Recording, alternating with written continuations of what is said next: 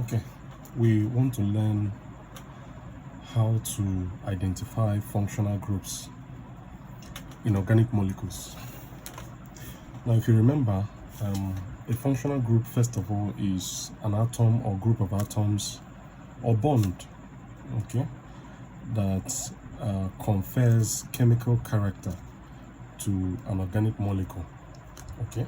So now, one very important aspect of learning organic chemistry is knowing the functional groups, okay. So in no particular order, let us identify some functional groups. Now, for example, if we mention the nitro group, okay. So as a test, the nitro group, so the nitro group, by nitro group we'll have the NO2, okay. So when you see or you find NO2 attached to an organic molecule, then you're going to identify that group as the nitro group, okay. Now the same thing if we have any of the halogens, okay. If we have any of the halogens, we identify them as the halides, okay, and so we will represent them using X, okay. So the halides, and by X we can mean chlorine, it can be bromine, it can be iodine, and then that. So X here will represent the halogens, so we call them halides, okay. Then of course let us talk about the triple bond, okay. The triple bond, the double bond, okay. So we call them the alkynes, okay. The alkynes, if you know about the alkynes have carbon-carbon triple bond, okay. So the carbon-carbon triple bond acts as their functional group.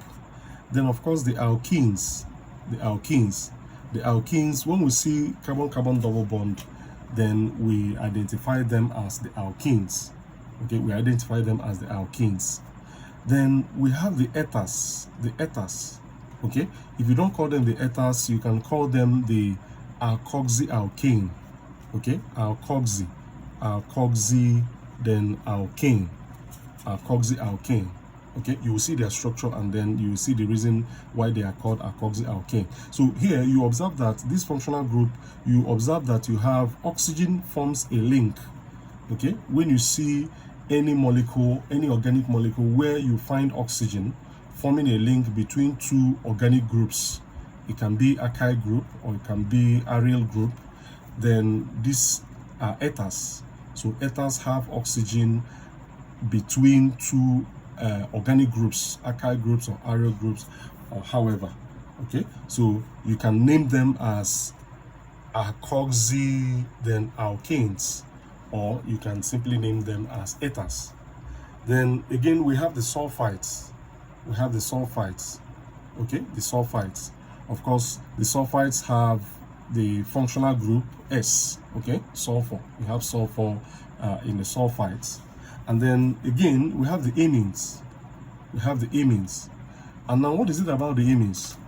The amines are organic derivatives of ammonia, okay. Of course, you know ammonia to be NH3, okay. NH3. Now nitrogen and then 3 hydrogen atoms. So is as if either one or more of this hydrogen can be displaced by organic groups, okay. And then the number of organic groups that the nitrogen atom has, okay, will tell you whether that amine is primary, secondary, or tertiary. So if there is one organic group, then it is primary. If there are 2 organic groups, then it is secondary amine. And if there are 3 organic groups, it is tertiary amine.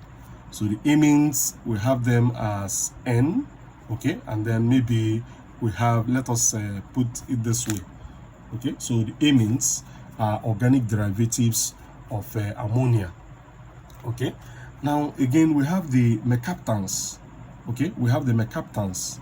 The mercaptans are these ones, they are the sulfur analogs of alcohol. Let me talk about the alcohol, okay, and then you will see the striking resemblance between that alcohol and then the mercaptans. The alcohols have OH. Okay, the alcohols have OH. So OH attached to the carbon atom at the center here. Okay, for the mercaptans, instead of oxygen, okay, they have sulfur. So they have sulfur. So these are the mercaptans. So do you see the resemblance? So instead of oxygen, OH, the mercaptans have SH. Okay, the carbon attached to the sulfur, and then you have SH. Okay, so the mercaptans are, as I said, they are the sulfur analogs of the alcohols. Okay, and having said that, I have talked about the alcohols also. Now again, I have the ketones. Okay, this is getting more interesting. Okay, I have the ketones. How do you identify the ketones? Now we're getting into the carbonyl groups. Okay, now carbonyl, by carbonyl I mean C double bond O. Okay, carbon double bond oxygen. So I will refer to this as carbonyl. Okay, C carbon and then YL. Okay, so the carbonyl functionality.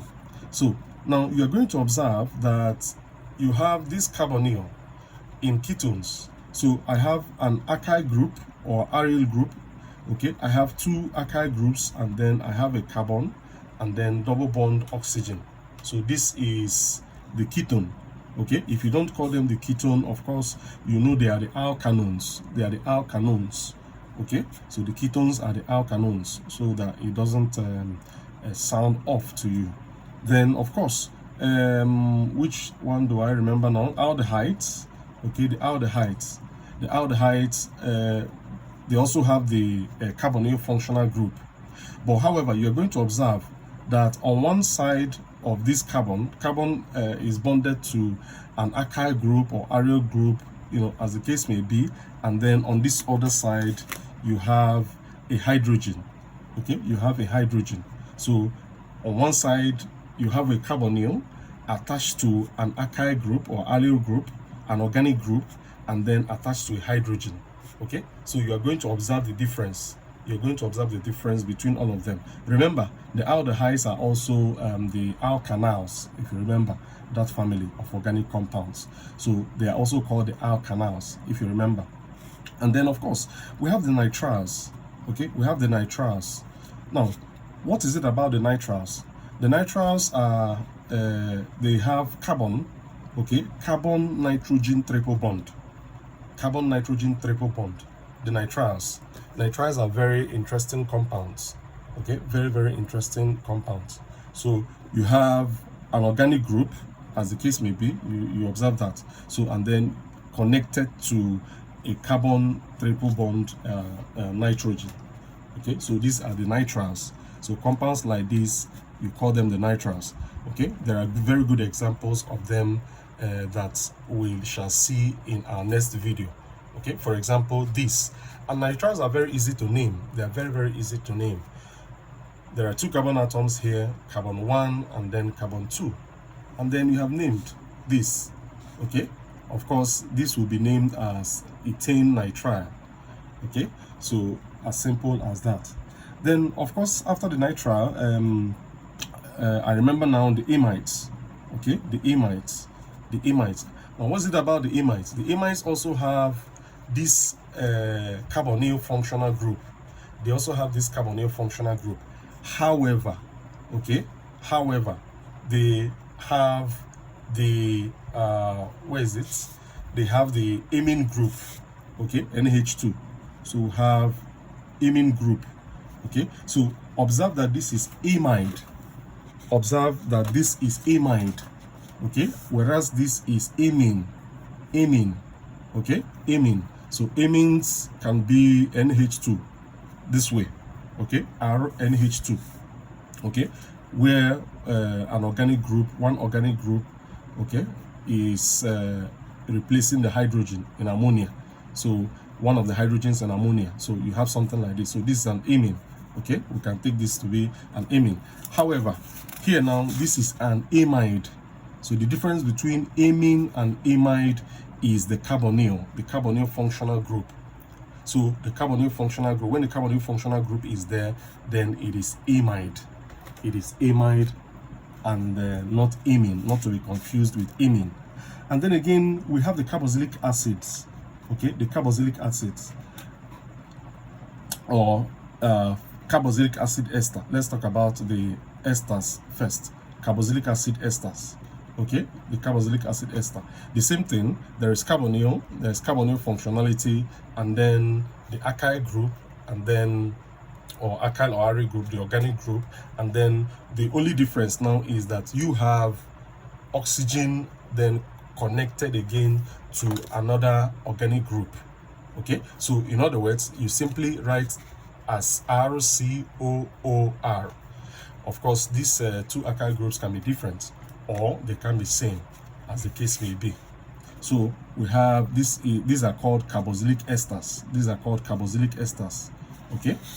Then moving on, we have carboxylic. After the carboxylic esters, okay, we say the acyl halides.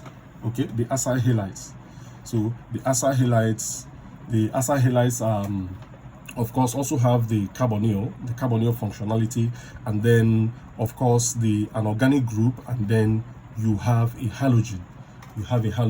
So when you have, if you look at this, you are going to observe that they look just like the aldehydes. Okay, except that where in place of hydrogen, then it is a halogen. So when it is like this, then you call them acyl halides. Okay, so these are the acyl halides. Okay, then we have the carboxylic acid anhydrides. Okay, the carboxylic acid anhydrides. So now these ones, you have the carbonyl.